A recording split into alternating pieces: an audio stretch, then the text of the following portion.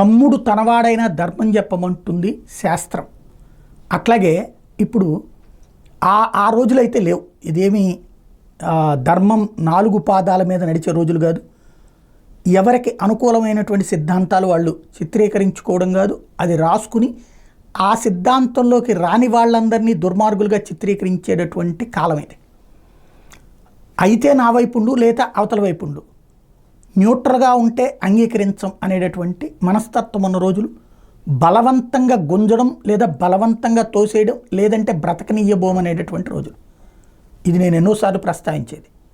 సరే, ఎక్కడో అక్కడక్కడ కుంటుతున్నటువంటి ధర్మం మధ్యలో బ్రతకాలన్నటువంటి ఆశ ఉండే నాబోటోళం కూడా ఉంటాం. ఇక్కడ ఒక పాయింట్ ఏంటంటే, బాలినేని శ్రీనివాసరెడ్డి గురించి గత 5 ఏళ్లలో ఎన్ని వందల స్టోరీలు వచ్చి ఉంటాయి. ఆయన అవినీతని, ఆయన అక్కడ దందాలు చేశాడు, ఇక్కడ దందాలు చేశాడు, మైనింగ్లో దుర్మార్గం చేశాడు, కోట్లు సంపాదించాడు, అట్లాంటోడు ఇట్లాంటోడని. ఇక పైన బాలినేని మంచి నాయకుడు అవుతారు, ప్రముఖ నాయకుడు అవుతారు.